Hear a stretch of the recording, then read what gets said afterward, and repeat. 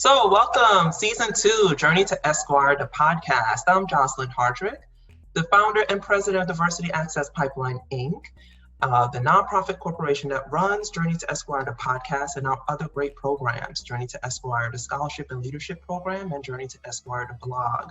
So visit www.journeytoesquire.com to find out more. I'm so excited today. We have Dr. Peter Christian Aigner, who is an historian of 20th century America. His first book explores the life and career of Daniel Patrick Moynihan as a view into the strains of American liberalism between the New Deal and the present century. He's also has published a lot of essays in The Nation, The Atlantic, and The New Republic. And you can check him out at the Gotham Center of New York City History. And he's here today because he helped to contribute to Journey to Esquire, the Oral History Project. So we shared snippets of that project in season 1.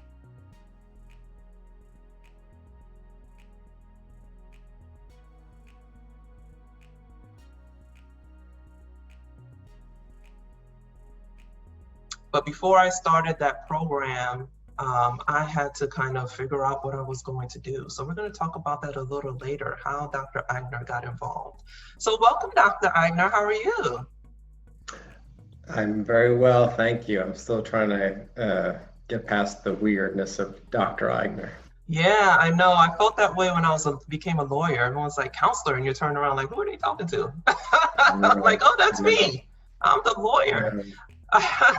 So I forget regularly.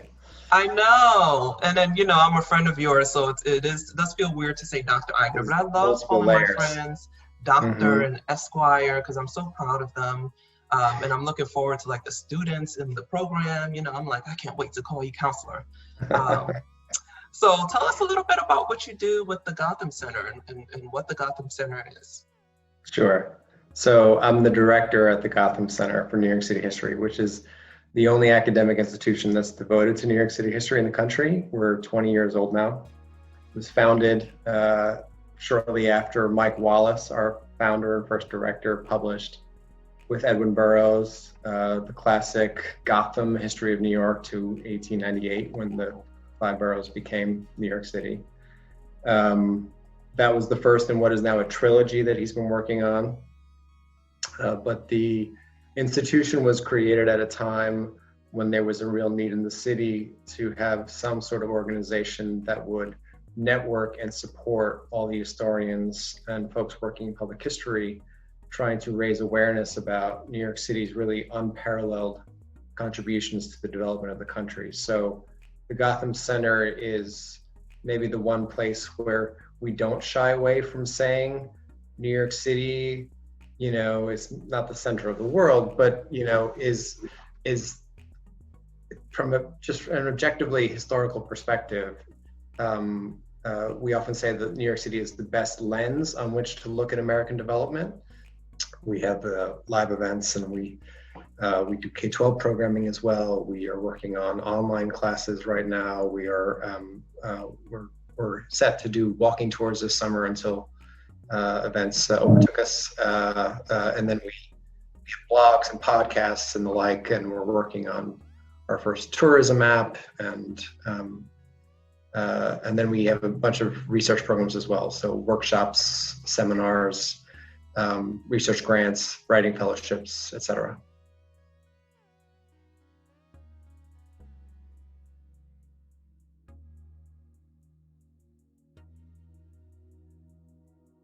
Great. Well, 2 things we're learning. You're really busy.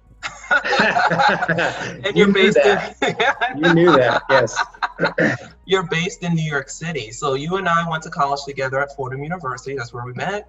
Both New Yorkers, but I ventured off into Florida. And so now I'm in the Tampa Bay area where Diversity Access Pipeline, Inc. is based. And so talk to us about how, a New York City historian becomes interested in an oral history project about lawyers in Tampa Bay. So I became interested because, I majored in African American studies and you majored in history in college. I've never lost my love of history, and particularly African American history. And so after I became a lawyer, I started to interact with all of these lawyers who were still practicing, not just still alive, but still practicing, who were the first woman Black lawyer in Hillsborough County, Pasco County, and other parts of Florida. She's actually now the longest practicing Black woman in Florida, over 50 years. And, the first Black man who was hired in the PD's office, who was allowed to join the Democratic Party in any kind of the local, leadership and establishment. And so I'm kind of like, wait, I hear these stories and I feel like we need to capture them because they're not really captured in a way that I felt like they should be. There are, snippets here and there. They have all these events where they speak, no one's recording. And I'm kind of like, hey, we gotta capture these things. So I come to you, I'm like, who do I know is a historian? And you pop into my head. So I reach out to you. I tell you about this project, and what do you tell me? Well, and there's a really interesting legal history in Florida in this period dealing with civil rights that involves, big figures like Thurgood Marshall and the like, which is not my area, obviously, but the Gotham Center has at times considered doing various oral history projects. And our conversation got me thinking really about the New York scene. There was, until recently, this impression that the civil rights movement begins with Rosa Parks and ends with the Civil Rights Act or the Voting Rights Act. And that was the sweep of things. It was a Southern story, and it was about a particular set of de jure Jim Crow laws that are overturned. But historians have long rejected that. By now, like for a generation, have rejected that argument and that whole sort of way of thinking about the period, and really sort of expanded our understanding of what we would define sort of discreetly as a ETE, not EET, as a the civil rights movement era in American history, which really starts at, with like the late 30s, and the dramatic changes that take place within organizations like the NAACP and the Urban League, and runs, depending on your perspective. Historians have many opinions, and we differ with each other constantly.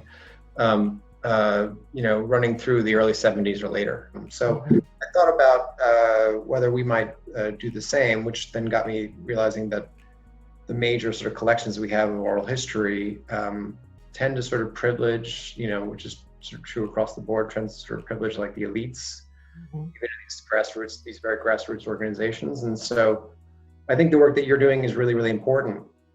And I think that we, as these people are retiring or leaving us, it's more important than ever to try to capture those stories. And these people are living history, and their stories are really important, and they've been forgotten or neglected for too long. So I got involved because I just wanted to help out with a good project. And, there's, We learned something about New York City. I know a lot, and I haven't lived there. I did get that sense that people thought all the discrimination and the civil rights movement occurred in the South, but my lived experience told me otherwise. And the NAACP obviously had headquarters in New York City. Thurgood Marshall went all over the South. And all three lawyers that we interviewed both said Thurgood Marshall inspired them to become an attorney, which was so important to me because they saw someone who not only looked like them practicing law, but who was working on their behalf and on the behalf of the Black community. And so now as students and law students and new attorneys look at their journey to Esquire and say, what do I really want to do with my life? They need role models to look towards. And so these role models, we've captured some of their stories. Some of them have more they want to say. So, but if you want to find out more about the Journey to Esquire Oral History Project, you can go to the website, or you can go to season 1 and listen to the interviews and let us know what you think. So Dr. Aigner has brought up a lot of things. New York City being at the center of the United States and being this lens through which we can see how lots of things affect Americans and the world. Two things right now, right? The current crises we are in, the global pandemic and the police brutality, protests, and kind of almost like a second civil rights movement is emerging. And so much of it is happening in New York City. So much of it is being reported from New York City. Everyone looks to the governor and the mayor now to see how they're making decisions about a lot of these things and using it as almost a standard, good or bad, but that is something that's happening.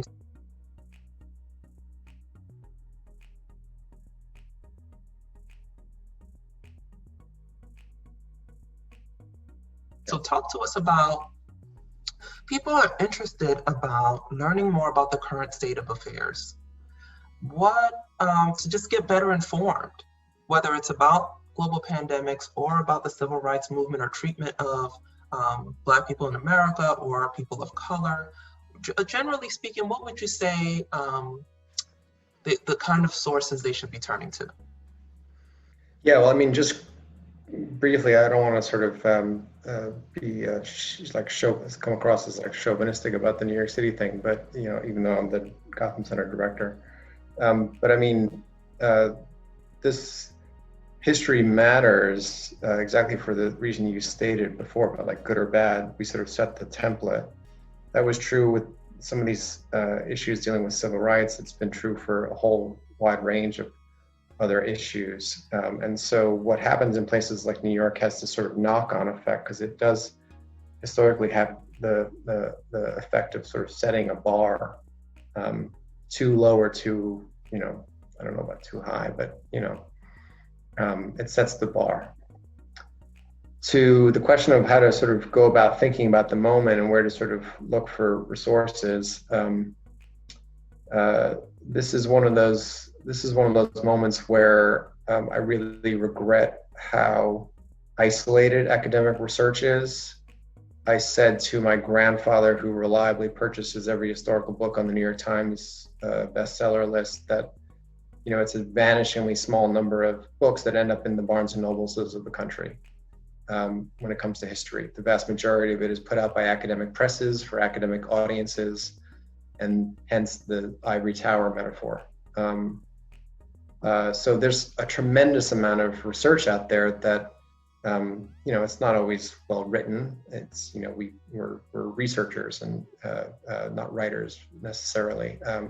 But there's a tremendous amount of good information out there that I wish, had a broader appeal. And sometimes it sort of gets through the cracks, and, there are certain journalists who are better than others, or certain publications that are better than others, and try to get those studies out there. But yeah, I mean, it's a vast subject.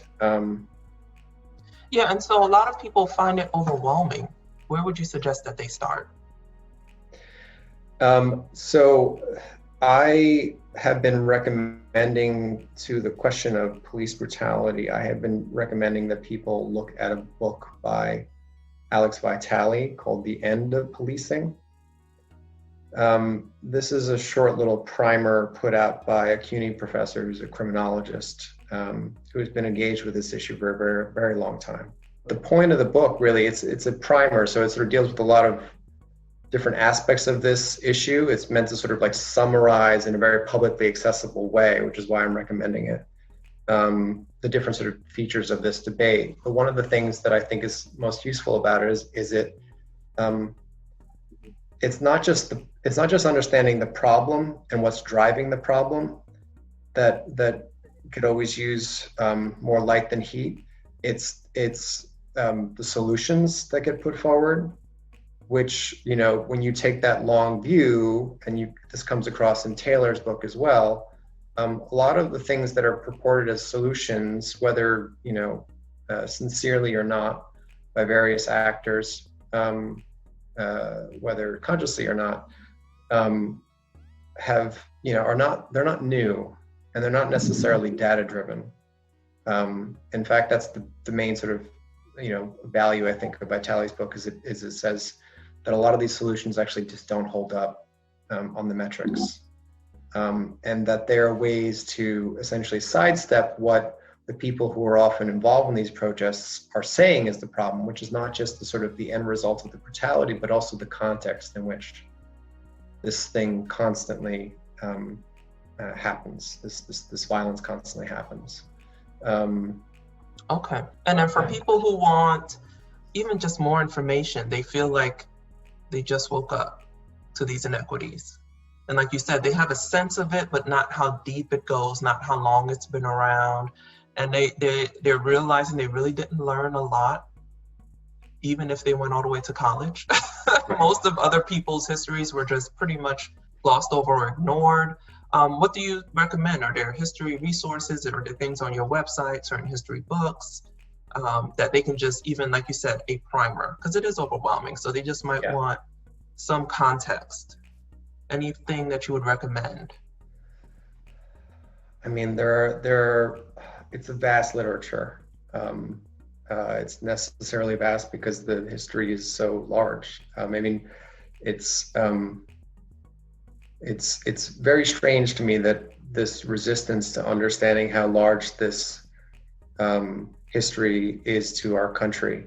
I don't know if there's one primer per se. I mean, I'm sure that some of the folks listening will be familiar with books like The Half Has Never Been Told by Edward Baptiste, or Sven Beckert's History of Cotton. These are some of the more sort of popular public-facing works that sort of deal with the history of slavery and its role in the development of the economy. There are a tremendous number of books that deal with particular stories of people who are resisting. At all times in this history, there is resistance, and there is really heroic acts of bravery that are hard to fathom. I think that my advice would be to read some of the essays that are being published in some of the more serious magazines out there, and go to the source and look beyond the New York Times bestseller list. So if you see a journalist quoting some scholar who's interesting to you, go to their homepage and look at their CV and look at their syllabus and who they teach, right? Because they won't be teaching themselves, they'll be teaching the leading persons in that field. Go there. I mean, so much of our research is hidden behind paywalls, and that's unfortunate, but there are ways to get to it. Part of that, one of those movements, was scholars, historians, rewriting this history that we had, this conventional history in the 1950s that was very elite, focused on, literally just a few dead white guys who were the diplomats and the politicians and the leaders of companies. And we knew almost nothing about the history of the vast majority of people in the country. And so what's happened since then, the last 50, 60 years, is, generations of historians, hundreds of scholars have gone out and written that history. And Zinn's was the first to sort of present in a single sort of accessible narrative form a lot of that new history, or some of that, and also some of the suppressed history. Because there's always been politics associated with history. It's always been a little bit of a dangerous profession as the public's concerned. There are a lot of people that don't want to hear about what happened, but it happened. Right, and so just like lawyers, we like to go to the source material, just like historians.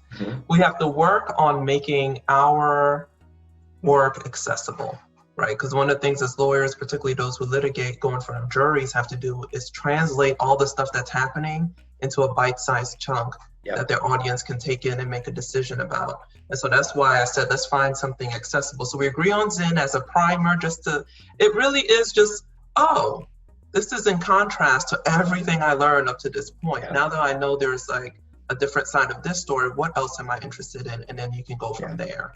But my conversations with a lot of people, and from what I see on social media, is a complete just blindness to the very long history of oppression against certain groups and exclusion and destruction, because people are learning about Black Wall Street now and things like that. And so, and the role police have played historically to present day, and they feel like a lot of people are being attacked. The problem is, it just seems like it because it's the first time you're hearing all of it at the same time, or realizing that this was occurring.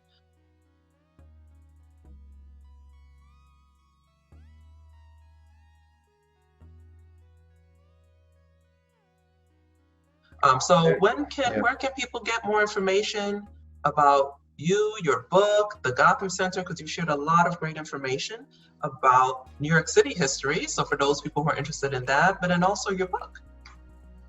Right. So I'm writing a book, finishing up a book finally, after too many years, about Daniel Patrick Moynihan that is about him, but also is really trying to use him as sort of synecdoche to get a larger history about liberalism in America between the New Deal and the present.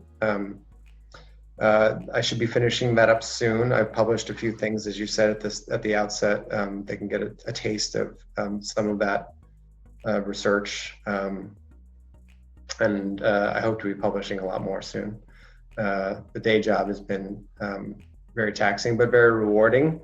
And you can find out all about that work at gothamcenter.org. If you're interested in New York City history, we have a digital publication that publishes twice a week. We have over 500 articles, mostly original research that they can search by category and theme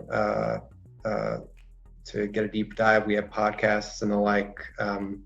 As I said, we're getting into the business of non-credit bearing courses for the public, and all kinds of other programming that they can find out about at the website. So, okay. And if you have any questions, you're all welcome to email me there. Oh, awesome. We get your email address too. So well, thank you so public. Yeah. You might have just shot yourself in the foot with that one. I asked the trolls to be kind. That's all. Okay. Well, thank you so much, Dr. Peter Christian Aigner, for joining us on Journey to Esquire, the podcast. For more information on our programs and to see the show notes, go to www.journeytoesquire.com. This podcast will be on YouTube, Anchor, Spotify, Google Podcasts, and all other places where you can access your most popular and loved podcast like ours. Thank you so much for joining us. We'll see you next time.